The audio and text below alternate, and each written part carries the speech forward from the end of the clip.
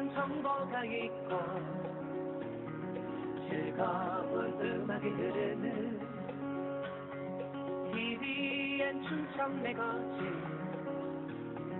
이영주와 함께해요.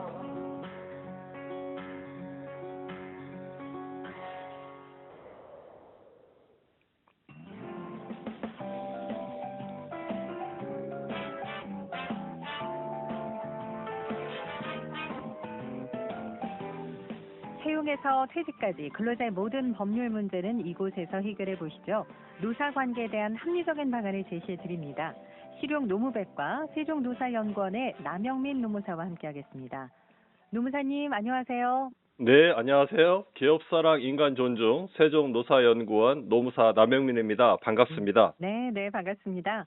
자, 오늘은 최근 노동법 판례 동향을 주제로 이야기 나눠볼 텐데요. 노무사님, 요즘 노동법 관련해서 중요한 판결이 많이 나오고 있다고 하는데 최근 흐름을 한마디로 요약한다고 하면 뭐라고 할 수 있을까요? 네, 그러겠습니다. 요즘 법원은 누가 근로자이고 누가 사용자냐는 문제를 새롭게 보고 있습니다. 즉 전통적인 회사 직원 관계가 아닌 플랫폼 노동자나 특수고용직, 하청 근로자 등 새로운 일의 형태에 대해서도 법의 보호를 어떻게 적용할지 방향을 잡아가고 있는 중입니다. 아, 그렇군요. 그러면 근로자성, 그러니까 이 사람이 근로자인가 아닌가를 판단하는 기준부터 좀 살펴주시죠. 네, 근로기준법상 근로자는 지휘감독을 받고 임금을 받는 사람을 말합니다. 요즘은 단순히 계약서에 위탁이라고 쓰여 있다고 해서 근로자가 아닌 건 아니거든요. 네. 예, 법원은 실제로 얼마나 통제받고 이를 자유롭게 선택할 수 있는가를 중시합니다. 아, 구체적인 사례를 통해서 좀 설명을 해주세요.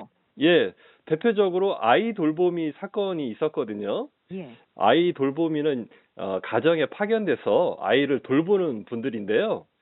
근무 시간이나 장소가 정해져 있지 않아서 과거엔 근로자성이 부정되기도 했습니다. 하지만 최근 대법원은 근로자성을 인정했습니다. 그 이유는 시간이 정해져 있지 않더라도 국가나 기관의 지휘 아래 일했다는 점을 본 겁니다.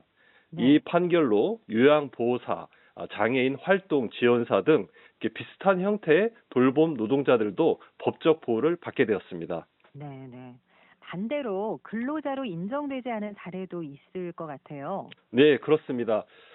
사고 출동 요원 사건이 대표적인데요. 네. 예, 보험사와 계약을 맺고 출동하는 요원들이 퇴직금을 청구했습니다. 대법원은 출동을 수락할지 말지를 요원이 결정한다고 하면서 근로자가 아니라고 봤습니다. 네. 이 의견에 대해서 학계에서는 비판도 만만치 않은데요. 네. 학계에서는 수수료 차등이나 배차 순위 제한이 실질적인 통제 아니냐며 판결이 너무 보수적이라는 비판도 있었습니다. 그러게요. 조금 이해가 안 되는 부분이 있네요. 그런데 뭐 카마스터, 그러니까 자동차 판매원에 대한 판결은 조금 다르게 나왔다면서요? 네, 엇갈리는데요. 같은 직종인데도 결과가 다르게 나왔습니다. 네. 기본급이 있고 회사가 출퇴근이나 회의를 통제한 경우엔 근로자성을 인정하지만 오직 판매 수당만 받고 자유롭게 일하는 경우엔 근로자가 아니라고 봤습니다. 네. 즉 얼마나 이렇게 통제받았는가가 그 핵심입니다. 얼마나 통제받았냐. 근로자성 이외에요. 불법 파견 문제도 크게 불거졌죠? 네, 그렇죠. 현대 기아차 사내 하청 사건이 대표적인데요. 대법원은 직접 생산 공정뿐만 아니라 품질 검사, 출고 관리까지 하는 간접 공정까지도 불법 파견이라고 봤습니다. 네. 원청이 사실상 지휘 감독을 하면 계약 단계가 몇 단계든 상관없이 사용자 책임을 진다는 거죠. 또 2차 협력업체처럼 한 번 더 하청을 주는 경우도 예외가 아니었습니다. 네. 법원은 이제 실제로 지휘한 사람이 누구냐를 기준으로 봤습니다. 결국 형식보다 실질 중심으로 판단이 바뀐 겁니다. 네. 이런 판결로 앞으로 뭐 어떤 변화가 생길까요? 네, 이제는 원청이 우리는 계약만 했다는 이유로 책임을 피하기 어려워졌습니다. 네. 예, 그래서 즉 하청이나 협력업체의 근로자라도 원청의 통제 아래 일했다면 보호받을 수 있다는 흐름이 강해졌습니다. 네.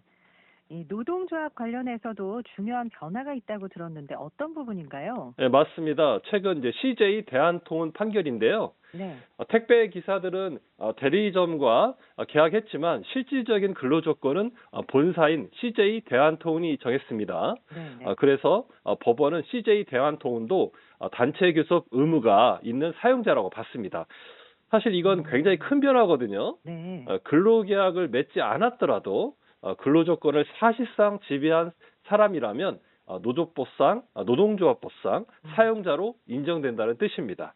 그러니까 결국 노동조합이 교섭할 때도 실질적인 결정권자가 누군지 아주 중요해진 거네요. 네, 맞습니다. 과거엔 계약상 사용자가 그 기준이었다면 이제는 교섭 의제에 대한 실질적 권한이 있느냐로 바뀌었습니다. 네. 이건 이제 헌법상 노동 3권, 단결권, 단체 교섭권, 단체 행동권을 실질적으로 보장하려는 움직임입니다. 네. 특히 플랫폼 노동자들에게 굉장히 중요한 변화인 것 같네요. 네, 그렇습니다. 실제로 대리운전 기사의 노조 설립도 법원에서 인정했거든요. 네. 또 앱으로 연결된 기사도 회사의 수수료, 배차 시스템에 따라 통제받는다면 노조를 만들고 또 교섭할 권리도 있습니다. 이는 이제 앞으로 배달, 택시, 돌봄 등 이 다양한 플랫폼 노동 분야에 영향을 미칠 것으로 생각됩니다. 네. 자, 마지막으로 관련해서 판례 하나 더 좀 들어볼까요? 네, 선거운동원 최저임금 적용 제외 사건도 있었거든요. 예. 대법원은 이제 공직선거법이 우선한다며 최저임금을 적용하지 않았습니다. 즉 공명선거 보장을 위한 특별한 법 목적이 있는 경우에는 일반 노동법보다 우선한다는 판단이거든요. 네. 그러면 정리를 해보면 결국 법원은 형식보다는 실질을 본다 이런 얘기인 거죠. 네, 정확히 그렇습니다. 이제 노동법은 어떤 계약을 맺었느냐보다 어떻게 네. 일했냐를 봅니다. 예. 즉 실제 통제받고 있다면 근로자, 실질적으로 결정을 가진다면 사용자라는 원칙이 강화되고 있습니다. 이런 변화는 앞으로 플랫폼 시대 또 다단계 하청 구조 속에서 노동자의 권리를 보호하는 중요한 기준이 될 거라고 생각합니다. 네, 알겠습니다. 자, 오늘 실용노무백과에서는 빠르게 변하는 노동 현실 속에서 법이 어떻게 대응하는지에 대해서 알아봤습니다. 지금까지 남영민 노무사였습니다. 말씀 고맙습니다. 네, 감사합니다. 네.